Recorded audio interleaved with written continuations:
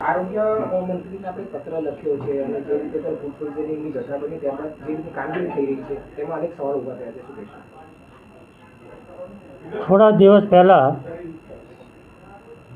એક કુટુંબે રેસ્ટોરન્ટમાંથી ખાવાનું મગાવ્યા પછી ફૂડ પોઈઝનિંગ થયું છે.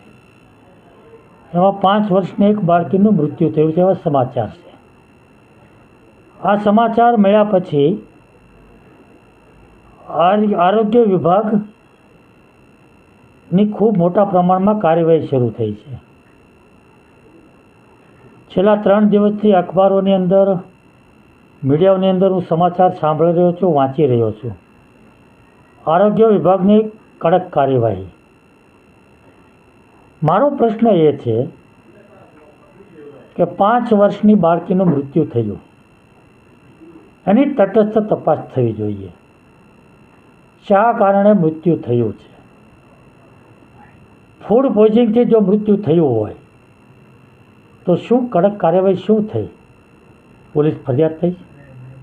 પોલીસ કેસ થયો છે? એની કાર્યવાહી શું કરવામાં આવી છે એ મારે જાણવું હતું. બીજો પ્રશ્ન મારો એ છે કે 3 દિવસથી 900 જેટલી હોટલની અંદર ચેકિંગો થયા. રેસ્ટોરન્ટ ઉપર ટીમ જાય, અખાદ્ય પદાર્થ મળે, નાશ થઈ જાય, હોટલ ચાલુ રહે. આને શું કડક કાર્યવાહી કહી શકાય ખરી? અમુક રેસ્ટોરન્ટને નોટિસો આપવામાં આવી છે. નોટિસો આપ્યા પછી હોટલના માલિકો, રેસ્ટોરન્ટના માલિકોનો જવાબ આપે, હોટલ ચાલુ રહે. આને શું કડક કાર્યવાહી કહેવાય ખરી?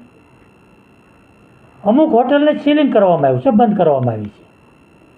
બીજા ત્રીજા દિવસે હોટલો ચાલુ થઈ ગઈ. આને શું કડક કાર્યવાહી કહેવાય? મારો પ્રશ્ન એ છે કે માનવ જિંદગી સાથે છેડા કરનારા લોકોને સામે આવી કડક કાર્યવાહી કહેવાય ખરી? આનાથી શું આ બધું બંધ થઈ જવાનું છે? મારી પાસે એક ઓડિયો આવ્યો છે.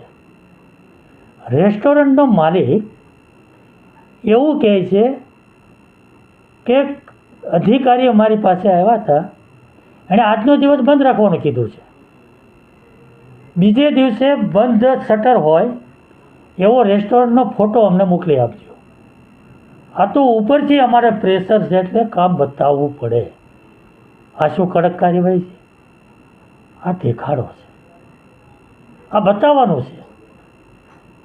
આવી રીતે આ પ્રશ્નનો ઉકેલ નથી, આનો હલ નથી.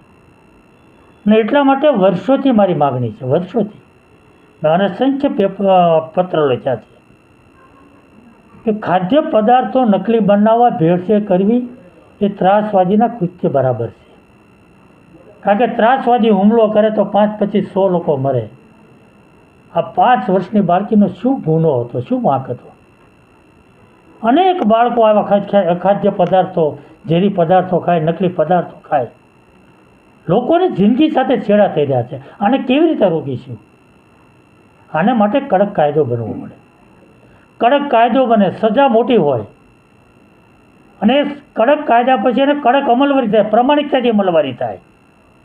આવા માફિયાઓ ઉપર ભય પેદા થાય, ડર પેદા થાય, તો આમાં કંઈક પરિણામ મળે એવું મારું ચોક્કસપણે માનવું છે. અને એટલા માટે મેં આ પત્ર લખ્યો છે.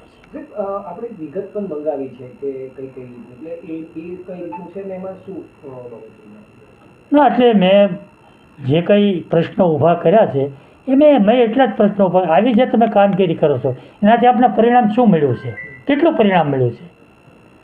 900 જેટલી હોટલનું ચેકિંગ 3 દિવસમાં થયું તો દરેક હોટલમાં કંઈક ને કંઈક મળ્યું છે. કંઈક ને કંઈક મળ્યું. ગંદકી મળી છે, ખાદ્ય પદાર્થ મળ્યા છે, કંઈક ને કંઈક મળ્યું છે. તો આરોગ્ય વિભાગ અત્યાર સુધી શું કરતું હતું? શું કરતું હતું? આવી હોટલો કેમ ચાલે છે? આવી રેસ્ટોરન્ટ કેમ ચાલે છે? એ જવાબદારી કોની? વહીવટી તંત્રને, આરોગ્ય વિભાગની જવાબદારી છે. સ્વચ્છતા કેમ નથી? શા માટે સારું ખાવાનું, શુદ્ધ ખાવાનું મળતું નથી? આ મારો પ્રશ્ન છે. અને એટલા માટે આજનું જો પરિણામ આપણે જોતું હોય તો આવી ખાલી બતાવવા પૂરતી કામગીરીથી પરિણામ નહીં મળે. એના માટે કડક કાયદો બની એનું અમલીકરણ કરવું પડે.